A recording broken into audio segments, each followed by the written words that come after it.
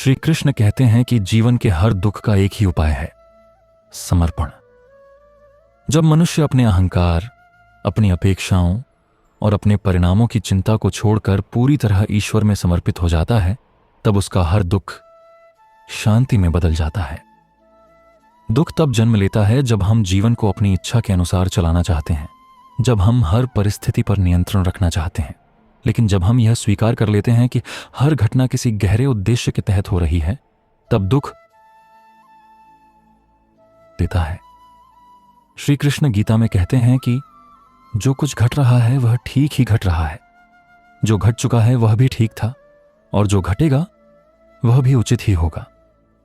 जब मनुष्य इस सत्य को हृदय से स्वीकार कर लेता है, तब कोई परिस्थिति उसे हिला नहीं सकती। जीवन के दुख का मूल कारण यह है कि हम हर चीज को अपने लाभ और हानि के चश्मे से देखते हैं। जब हमें कुछ मिलता है तो हम प्रसन्न होते हैं, और जब कुछ छिन जाता है तो हम टूट जाते हैं। लेकिन श्री कृष्ण कहते हैं कि जो मिला है वह अस्थाई है, और जो खो गया है वह भी स्थायी नहीं था। जब तक मनुष्य इस अस्थिरता को नहीं समझेगा, तब तक दुख बना रहेगा। लेकिन जब वह यह जान लेता है कि परिवर्तन ही इस संसार का नियम है, तब वह दुख को भी सहजता से स्वीकार करना सीख जाता है। एक कथा है एक किसान की, जो अपने खेत में मेहनत करता था। एक दिन उसकी घोड़ी भाग गई। लोग कहने लगे, कितना दुर्भाग्य है। किसान शांत था, बोला, शायद यह अच्छा ही हो। कुछ दिनों बाद वही घोड़ी एक जंगली घोड़े के साथ लौट आई। लोग बोले, क्या भाग्यशाली हो। किसान ने फिर कहा, शायद यह भी अच्छा हो। कुछ दिनों बाद उसका बेटा उस घोड़े पर सवार हुआ और गिरकर घायल हो गया। लोग बोले, अब तो बड़ी विपत्ति आ गई। किसान ने फिर कहा, शायद यह भी अच्छा हो। कुछ सप्ताह बाद राज्य में युद्ध छिड़ गया और हर जवान को सेना में बुला लिया गया। लेकिन किसान का बेटा घायल था, इसलिए उसे नहीं बुलाया गया। तब लोगों ने कहा, तुम्हारा धैर्य ही तुम्हारा सबसे बड़ा वरदान है। यही श्री कृष्ण का संदेश है कि हर घटना का परिणाम हम नहीं जानते, इसलिए हमें हर स्थिति में शांत रहना चाहिए। श्री कृष्ण कहते हैं कि दुख तब भी आता है जब हम परिणाम से आसक्त हो जाते हैं। हम कर्म करते हैं, लेकिन हमारा ध्यान फल पर होता है। जब फल हमारी अपेक्षा के अनुसार नहीं मिलता, तब दुख होता है। लेकिन अगर हम कर्म को ही पूजा बना लें, तो फिर दुख की कोई गुंजाइश नहीं रहती। कर्म ही आनंद बन जाता है जब हम उसे ईश्वर को अर्पण कर देते हैं। यही कर्म योग का रहस्य है। गीता कहती है, कर्मण्येवाधिकारस्ते मा फलेषु कदाचन, अर्थात तेरा अधिकार केवल कर्म करने में है, फल में नहीं। जब यह भावना हृदय में उतर जाती है, तब हर परिस्थिति में शांति रहती है। श्री कृष्ण यह भी सिखाते हैं कि दुख का सामना भागकर नहीं, बल्कि देखकर किया जाता है। जब हम अपने भीतर के भय, क्रोध और निराशा को पहचान लेते हैं, तब वे कमजोर पड़ने लगते हैं। हम जितना दुख से भागते हैं, वह उतना ही हमारे पीछे आता है। लेकिन जब हम उसका सामना करते हैं, उसे स्वीकार करते हैं, तब वह हमें कुछ सिखा कर चला जाता है। यही आध्यात्मिक परिपक्वता है। कृष्ण के जीवन में भी दुखों की कमी नहीं थी। बचपन में कंस के अत्याचार, युवावस्था में युद्ध का भार और जीवन भर लोगों की गलतफहमियां, फिर भी उनके चेहरे पर मुस्कान थी, क्योंकि उन्होंने जीवन को समर्पण के भाव से जिया। जब मनुष्य यह समझ लेता है कि वह कर्म करता है, लेकिन परिणाम परमात्मा के हाथ में है, तब उसके भीतर एक अद्भुत शांति जन्म लेती है। वही शांति दुख का अंत है। श्री कृष्ण हमें यह भी बताते हैं कि दुख एक अवसर है आत्मज्ञान का। जब जीवन आसान होता है, तब हम अक्सर अपने भीतर नहीं झांकते, लेकिन जब संकट आता है, तब हम खुद से प्रश्न करते हैं। तब हमारी आत्मा जागृत होती है। दुख हमें भीतर जाने का मार्ग दिखाता है। जो व्यक्ति अपने दुख को शिक्षक मान लेता है, वह जीवन में कभी असफल नहीं होता, क्योंकि दुख हमें सिखाता है कि क्या वास्तव में आवश्यक है और क्या केवल भ्रम है। गीता का सार यही है कि दुख से बचना नहीं, बल्कि उसके पार जाना सीखो। जब तुम्हारा मन संतुलित हो जाता है, तब बाहरी तूफान भी तुम्हें विचलित नहीं कर पाते। कृष्ण कहते हैं कि जो व्यक्ति सुख और दुख दोनों में समान रहता है वही योगी है। जब हम यह समझ जाते हैं कि दुख केवल मन की एक अवस्था है, तब हम उसे नियंत्रित कर सकते हैं। जैसे अंधकार सूर्य के आने से मिट जाता है, वैसे ही ज्ञान के प्रकाश से दुख मिट जाता है। एक और कथा है एक साधक की जिसने वर्षों तक ध्यान किया। एक दिन वह अपने गुरु के पास आया और बोला, गुरुदेव, मैं ध्यान करता हूं लेकिन दुख फिर भी पीछा नहीं छोड़ता।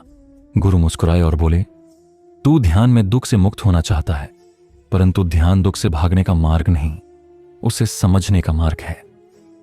जब तू यह समझ जाएगा कि दुख तेरा शत्रु नहीं बल्कि तेरा मार्गदर्शक है, तब वह स्वयं समाप्त हो जाएगा। यही श्री कृष्ण का संदेश है कि दुख कोई दंड नहीं बल्कि आत्मा को परिपक्व बनाने का माध्यम है। जीवन में जब हम हर परिस्थिति को ईश्वर का संदेश मानते हैं, तब दुख भी वरदान बन जाता है। हर दर्द में एक शिक्षा छिपी होती है, हर हार में एक अनुभव, हर खोने में एक पाने का अवसर। जब मनुष्य यह देखना सीख लेता है, तब जीवन बदल जाता है। श्री कृष्ण कहते हैं कि समर्पण ही मुक्ति है। जब हम हर अनुभव को स्वीकार कर लेते हैं और कहते हैं जो तू चाहे वही हो, तब हमारे भीतर का तूफान शांत हो जाता है। इसलिए जीवन के हर दुख का एक ही उपाय में आह्वान है, उसे समर्पण में बदल देना। जो कुछ हो रहा है उसे ईश्वर की इच्छा मान लेना। जब यह भावना स्थायी हो जाती है, तब जीवन में कोई दुख नहीं रहता, केवल अनुभव रह जाते हैं, और वही अनुभव आत्मा को ऊपर उठाते हैं। श्री कृष्ण कहते हैं कि जो व्यक्ति अपने भीतर के ईश्वर को पहचान लेता है, उसके लिए कोई दुख वास्तविक नहीं रहता, क्योंकि वह जानता है कि हर पल, हर घटना, हर स्थिति ईश्वर की लीला है। जो इसे समझ लेता है वह शांति को पा लेता है, और वही शांति ही जीवन का सच्चा सुख है। जब श्री कृष्ण समर्पण की बात करते हैं, तो वे यह नहीं कहते कि जीवन से भागो या आम या अपने कर्मों से मुंह मोड़ लो। वे कहते हैं कि हर कर्म को भगवान को अर्पित करो। जब तुम काम करते हो तो उसमें अपने स्वार्थ का बोझ मत डालो। जब तुम्हारा हृदय निष्काम हो जाता है, तब तुम्हारे कर्मों से दुख नहीं, केवल शांति जन्म लेती है। मनुष्य जब अपने हर कार्य को ईश्वर के चरणों में अर्पण कर देता है, तब उसका जीवन पूजा बन जाता है। फिर न उसे असफलता का भय रहता है, न सफलता का अभिमान। वह बस अपने कर्तव्य को करता है, बिना किसी अपेक्षा के। यही समर्पण है, यही मुक्ति है, और यही हर दुख का अंत है। श्री कृष्ण कहते हैं कि दुख केवल उसी को सताता है जो यह भूल जाता है कि वह कौन है। जब मनुष्य अपने शरीर, अपने रिश्तों, अपनी वस्तुओं से अपनी पहचान जोड़ लेता है, तब हर हानि उसे कष्ट देती है। लेकिन जब वह यह जान लेता है कि वह आत्मा है, शाश्वत और अमर, तब कोई भी चीज उसे भीतर से नहीं तोड़ सकती। जैसे सागर की लहरें ऊपर नीचे होती रहती हैं, लेकिन सागर का गहराई वाला भाग शांत रहता है, वैसे ही ज्ञानी व्यक्ति का मन बाहरी उतार चढ़ाव से अप्रभावित रहता है। दुख सतह पर आता है, लेकिन भीतर स्थिरता बनी रहती है। एक बार एक वृद्ध साधु नदी किनारे ध्यान कर रहे थे। एक युवक उनके पास आया और बोला, गुरुदेव, मेरा जीवन दुखों से भरा है, मैं क्या करूं? साधु ने पानी से भरा एक कटोरा उठाया और उसमें मुट्ठी भर नमक डालकर कहा, इसे पियो। युवक ने पिया और बोला, बहुत कड़वा है। साधु मुस्कुराए और उसे नदी के किनारे ले जाकर बोले, अब वही नमक इस नदी में डाल दे और पानी पी। युवक ने वैसा किया और बोला, अब तो पानी मीठा है। साधु ने कहा, बेटा, दुख नमक के समान है, वह जीवन से नहीं हटाया जा सकता, लेकिन अगर तू अपने मन को इस नदी की तरह विशाल बना ले तो दुख का स्वाद महसूस ही नहीं होगा।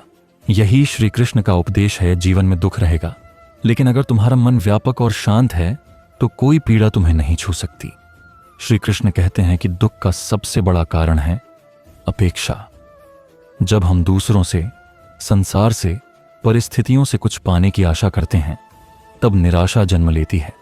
लेकिन जब हम देना शुरू करते हैं, जब हम प्रेम, दया और करुणा से भर जाते हैं, तब दुख अपने आप गायब हो जाता है, क्योंकि तब हमारा ध्यान पाने पर नहीं, बांटने पर होता है। यही सच्चा सुख है। जो व्यक्ति दूसरों की भलाई में आनंद ढूंढता है, उसे किसी भी दुख का प्रभाव नहीं होता। गीता सिखाती है कि दुख तब समाप्त होता है जब हम अपने भीतर की ज्योति को पहचान लेते हैं। यह ज्योति वही दिव्यता है जो हर जीव में समान रूप से विद्यमान है। जब तुम समझ जाते हो कि ईश्वर केवल मंदिर में नहीं बल्कि हर जीव में है, तब तुम शिकायत करना छोड़ देते हो। तब जीवन का हर अनुभव, हर व्यक्ति, हर घटना तुम्हें कुछ सिखाने आता है। तब तुम्हारा दृष्टिकोण बदल जाता है और वही परिवर्तन तुम्हें दुख से मुक्त कर देता है। श्री कृष्ण यह भी कहते हैं कि ध्यान और भक्ति ही वह दो पंख हैं जिनसे आत्मा दुख से ऊपर उड़ सकती है। जब मनुष्य रोज कुछ क्षण अपने भीतर जाता है, जब वह संसार की दौड़ से अलग होकर अपने श्वास की ध्वनि सुनता है, तब वह धीरे धीरे ईश्वर के निकट पहुंचने लगता है। उस क्षण का मौन ही वह शांति है जिसकी खोज हर इंसान कर रहा है। और जब यह शांति भीतर बस जाती है, तब कोई बाहरी दुख उस व्यक्ति को डिगा नहीं सकता। एक और कथा है एक राजा की, जिसने अपने महल में एक साधु को बुलाया और पूछा, गुरुदेव, मैं सब कुछ रखता हूं, धन, वैभव, शक्ति, फिर भी दुखी क्यों हूं? साधु मुस्कुराए और बोले, क्योंकि तेरा मन तेरे धन में बस गया है, और मन जितनी चीजों से जुड़ता है उतनी ही बार दुखी होता है। साधु ने राजा को एक खाली पात्र दिया और कहा, इसमें गंगा जल भरना, पर इस शर्त पर कि जब तू जल भर रहा हो तब तेरे मन में कोई और विचार ना आए। राजा ने प्रयास किया, पर हर बार कोई न कोई विचार उसे घेर लेता। साधु बोले, देखा, जब तक मन बिखरा है तब तक दुख रहेगा, जब यह एकाग्र हो जाता है तब शांति मिलती है। यही श्री कृष्ण की शिक्षा है। मन को केंद्रित करो, अपने भीतर के ईश्वर को पहचानो और दुख स्वतः समाप्त हो जाएगा। श्री कृष्ण कहते हैं कि जो व्यक्ति जीवन की हर परिस्थिति को प्रसाद के समान स्वीकार करता है, वह कभी दुखी नहीं होता। जैसे भक्त भोजन में स्वाद नहीं बल्कि भाव देखता है, वैसे ही ज्ञानी व्यक्ति हर घटना में ईश्वर का संदेश देखता है। उसे मालूम होता है कि ईश्वर कभी दंड नहीं देते, केवल दिशा दिखाते हैं। जब यह दृष्टि विकसित हो जाती है, तब जीवन में चाहे कितना भी तूफान क्यों ना आए, भीतर का दीपक नहीं बुझता। दुख से मुक्त होने का मार्ग सरल है, पर कठिन लगता है क्योंकि हम छोड़ना नहीं जानते। हम संबंधों को पकड़ कर रखते हैं, स्मृतियों को पकड़ कर रखते हैं, अपनी इच्छाओं और अपेक्षाओं को पकड़ कर रखते हैं, और फिर उन्हीं में उलझ कर रोते हैं। श्री कृष्ण कहते हैं, छोड़ना हार नहीं है, छोड़ना समझ है। जब तुम छोड़ना सीखते हो, तभी तुम पाना शुरू करते हो। जब तुम अपनी सीमित इच्छाओं को छोड़ते हो, तब तुम्हें असीम आनंद प्राप्त होता है। यही वह रहस्य है जो हर दुख का अंत कर देता है। जो व्यक्ति यह समझ लेता है कि सब कुछ ईश्वर की लीला है, वह हर परिस्थिति में मुस्कुरा सकता है। जब वर्षा होती है तब भी वह आभार मानता है, जब धूप निकलती है तब भी। उसके लिए हर पल एक अवसर है भगवान को याद करने का। ऐसा व्यक्ति दुख को दुख नहीं मानता, वह उसे मार्गदर्शक समझता है। श्री कृष्ण कहते हैं कि जो जीवन को समर्पण और प्रेम से जीता है, उसके लिए दुख का अस्तित्व ही समाप्त हो जाता है। वह हर दर्द में भगवान का स्पर्श महसूस करता है और हर आंसू में कृपा देखता है। यही वह अवस्था है जहां जीवन के हर दुख का अंत हो जाता है और केवल शांति, आनंद और प्रेम रह जाता है। जब हम श्री कृष्ण के उपदेशों की गहराई में उतरते हैं, तो हमें यह समझ में आता है कि जीवन का हर दुख किसी सजा का परिणाम नहीं है, बल्कि एक शिक्षा है जो हमें भीतर से मजबूत बनाने के लिए आती है। श्री कृष्ण कहते हैं कि जैसे सोने को आग में तपाया जाता है ताकि उसकी चमक बढ़े, वैसे ही आत्मा को दुखों की अग्नि में तपाया जाता है ताकि उसका तेज प्रकट हो सके। जब हम इस दृष्टि से जीवन को देखना सीख लेते हैं, तो दुख अब बोझ नहीं रहता, बल्कि वह हमें नई दिशा देने वाला शिक्षक बन जाता है।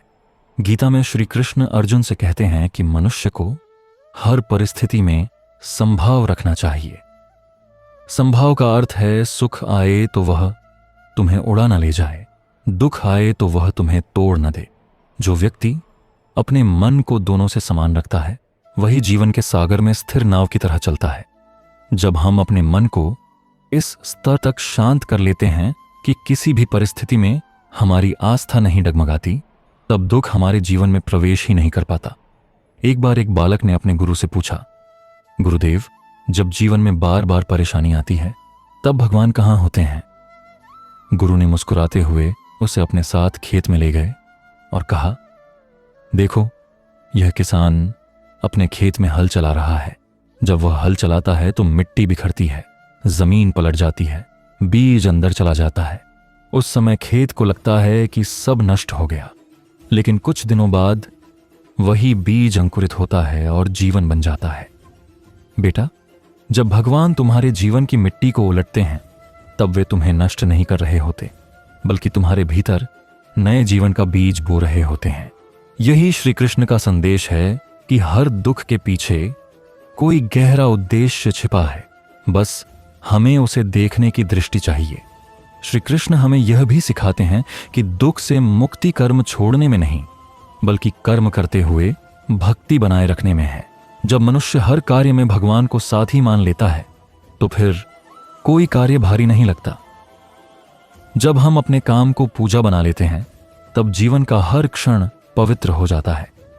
श्री कृष्ण कहते हैं कि कर्म करते हुए परिणाम को ईश्वर पर छोड़ दो, क्योंकि जब तुम अपने कर्म में पूर्ण हो जाते हो तो ईश्वर स्वयं तुम्हारे जीवन का भार उठा लेते हैं। यही वह स्थिति है जहां दुख मिट जाता है और आत्मा में स्थिर शांति का अनुभव होता है। एक साधु जंगल में ध्यान कर रहे थे।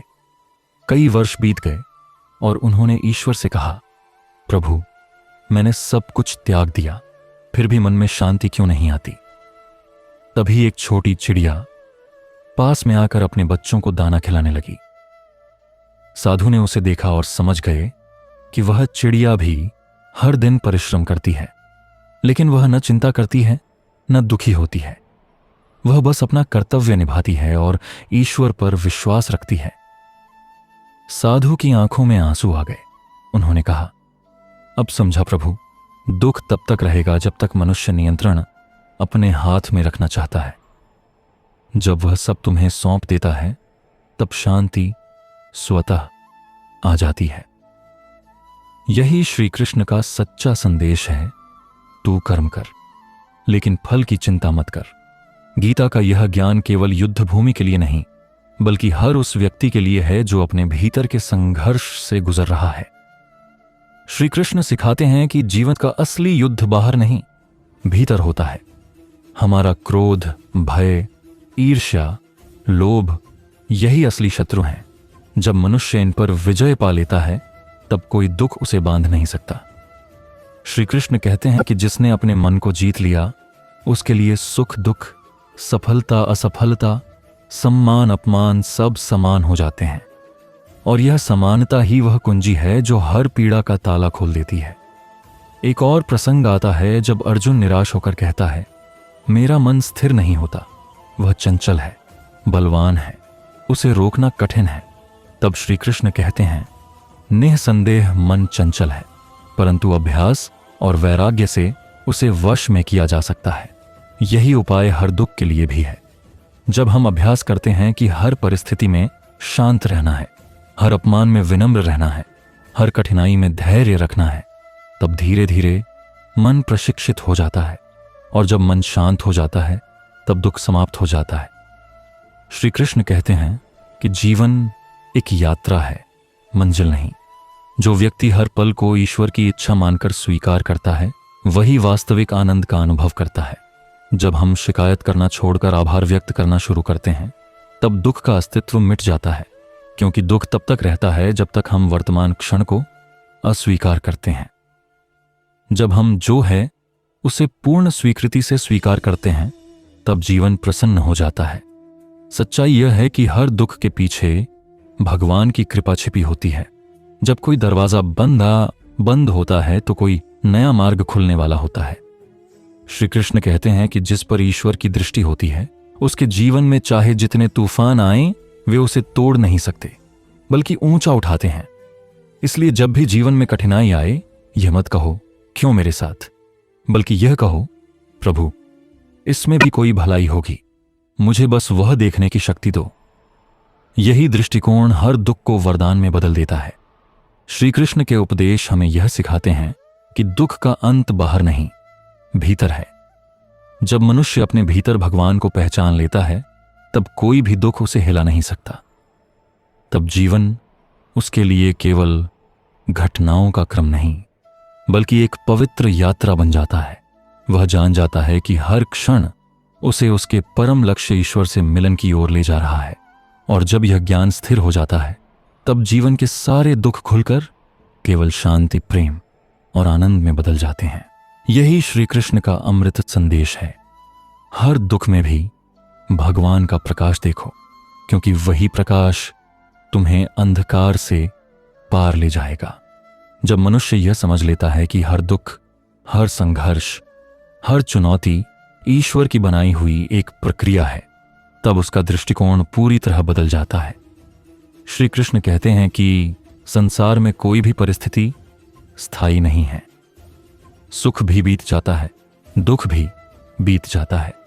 इसलिए जो व्यक्ति दोनों में सम रहता है, वही सच्चा ज्ञानी है। जब हम दुख में धैर्य नहीं खोते और सुख में अहंकार नहीं करते, तब हम जीवन के असली अर्थ को समझने लगते हैं। दुख का अस्तित्व तभी तक है जब तक हम अपने अहंकार से बंधे हैं। जैसे ही हम अपने अहं को छोड़ देते हैं और अपने आप को ईश्वर के चरणों में समर्पित कर देते हैं, दुख का अस्तित्व मिट जाता है, क्योंकि तब जो भी होता है वह हमें सही प्रतीत होने लगता है। एक बार एक वृद्ध साधु नदी के किनारे बैठा था। एक व्यक्ति उसके पास आया और बोला, गुरुदेव, मैं बहुत परेशान हूं। हर दिन मेरे जीवन में नए दुख आते हैं। कभी आर्थिक समस्या, कभी पारिवारिक कलह, कभी मानसिक तनाव। मैं क्या करूं? साधु ने मुस्कुराकर पास की नदी की ओर इशारा किया और कहा, जाओ, इस नदी से एक मुट्ठी पानी लाकर लाओ। वह व्यक्ति गया, पानी लाया। साधु ने कहा, अब इस पानी में एक चुटकी नमक डालो और पी लो। जैसे ही उसने पानी पिया, उसका चेहरा बिगड़ गया। बहुत खारा है, उसने कहा। साधु ने कहा, अब उतना ही नमक लेकर पूरे नदी में डालो और पानी पियो। जब उसने पानी पिया तो वह मुस्कुराया और बोला, अब यह खारा नहीं है। साधु ने कहा, बेटा, जीवन के दुख भी नमक की तरह हैं। अगर तुम्हारा मन एक छोटी कटोरी की तरह है तो हर दुख खारा लगेगा, लेकिन अगर तुम्हारा मन नदी की तरह विशाल हो गया तो कोई भी दुख तुम्हें प्रभावित नहीं कर पाएगा। यही श्री कृष्ण का उपदेश है, अपने मन को विशाल बनाओ ताकि जीवन के सारे दुख उसमें समा जाएं, पर तुम्हें डुबो न सकें। श्री कृष्ण सिखाते हैं कि जो जीवन में दुखों से नहीं डरता बल्कि उन्हें समझकर स्वीकार करता है, वही वास्तविक आनंद को जानता है। जब हम दुख से भागते हैं तो वह हमारा पीछा करता है, लेकिन जब हम उसे गले लगाते हैं तब वह हमें कुछ सिखाकर चला जाता है। यही कारण है कि श्री कृष्ण कहते हैं, जो हुआ अच्छा हुआ, जो हो रहा है अच्छा हो रहा है, जो होगा वह भी अच्छा होगा।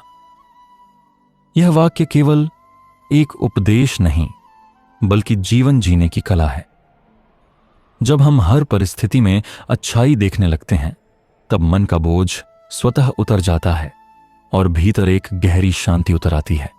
एक दिन एक युवा ने श्री कृष्ण से पूछा, प्रभु, मैं जीवन में शांति कैसे पा सकता हूं? श्री कृष्ण ने कहा, पहले यह बताओ, तुम्हारे जीवन में अशांति क्यों है? युवक बोला, क्योंकि मेरे पास जो है वह मुझे संतुष्टि नहीं देता और जो मैं चाहता हूं वह मुझे मिल नहीं रहा। श्री कृष्ण मुस्कुराए और बोले, तो समस्या तुम्हारे पास जो है उसमें नहीं, तुम्हारी इच्छा में है। जब तक तुम्हारी इच्छाएं तुम्हारे विवेक से बड़ी रहेंगी, तब तक शांति तुम्हारे जीवन में नहीं आएगी। यही गीता का सार है। जब मनुष्य अपनी इच्छाओं का स्वामी बनता है, तब वह संसार का भी स्वामी बन जाता है। जीवन में दुख का एक और बड़ा कारण है हमारी अपेक्षाएं। जब हम दूसरों से उम्मीदें रखते हैं कि वे हमारे अनुसार चलेंगे, तब दुख निश्चित है। श्री कृष्ण कहते हैं, जो व्यक्ति दूसरों के कर्म पर नहीं बल्कि अपने कर्म पर ध्यान देता है, वही निश्चिंत रहता है। जब हम दूसरों को बदलने की कोशिश छोड़ देते हैं और खुद को सुधारने की शुरुआत करते हैं, तब जीवन आसान हो जाता है। श्री कृष्ण का संदेश है कि तुम अपने कर्म पर ध्यान दो, बाकी सब अपने आप सही होता जाएगा। यही तरीका है दुखों से मुक्त होने का। एक और प्रेरक कथा आती है एक किसान की, जो रोज भगवान से प्रार्थना करता था कि हे प्रभु, इस वर्ष मौसम मेरे अनुसार बना दो। भगवान मुस्कुराए और उसकी इच्छा स्वीकार कर ली। किसान ने कहा, अब बारिश तब होगी जब मैं चाहूंगा, धूप तब निकलेगी जब मैं कहूंगा। उसने अपनी इच्छा से पूरा मौसम नियंत्रित किया। वर्ष भर सब कुछ उसकी योजना के अनुसार चला। फसल बहुत हरी भरी दिखने लगी। लेकिन जब समय आया फसल काटने का, तो खेत में एक भी दाना नहीं निकला। किसान ने दुखी होकर भगवान से कहा, प्रभु, सब कुछ मेरे अनुसार हुआ, फिर भी फसल क्यों नहीं हुई? भगवान बोले, क्योंकि तूने तूफान और आंधी से बचाया, पर वही कठिन समय पौधे को मजबूत बनाता है। बिना कठिनाइयों के जीवन भी निष्प्राण हो जाता है। यही श्री कृष्ण का गूढ़ संदेश है। जो दुखों से भागता है वह जीवन की शक्ति खो देता है। जो उन्हें स्वीकार करता है वही जीवन का रस जानता है। श्री कृष्ण कहते हैं कि मनुष्य का जीवन एक परीक्षा है, जिसमें प्रश्न भी वही देता है और उत्तर भी। हर समस्या के साथ समाधान भीतर ही छिपा होता है। जब हम बाहरी दुनिया में उत्तर खोजते हैं तो हम भटकते हैं, लेकिन जब हम अपने भीतर झांकते हैं तब सारा ज्ञान हमें वहीं मिल जाता है। गीता का सार यही है कि जो स्वयं को पहचान लेता है वह सारे दुखों से मुक्त हो जाता है। अंततः श्री कृष्ण यही सिखाते हैं कि जीवन का हर दुख, हर संघर्ष, हर चुनौती हमें हमारे भीतर के भगवान के पास ले जाने का मार्ग है। जब तक मनुष्य बाहरी सुखों पर निर्भर रहता है तब तक दुख उसका पीछा नहीं छोड़ता, लेकिन जब वह भीतर की शांति में जीना सीख जाता है तब संसार के सारे दुख उसके सामने छोटे पड़ जाते हैं। इसलिए श्री कृष्ण कहते हैं, अपने भीतर के प्रकाश को पहचानो, वही प्रकाश तुम्हें हर अंधकार से पार ले जाएगा। यही जीवन का सबसे बड़ा सत्य है। यही हर दुख का एकमात्र उपाय है। ईश्वर में अटूट विश्वास, कर्म में निष्ठा और मन में स्थिरता। जब ये तीन एक साथ आ जाते हैं तब जीवन से हर दुख मिट जाता है और केवल आनंद, प्रेम और शांति शेष रह जाते हैं।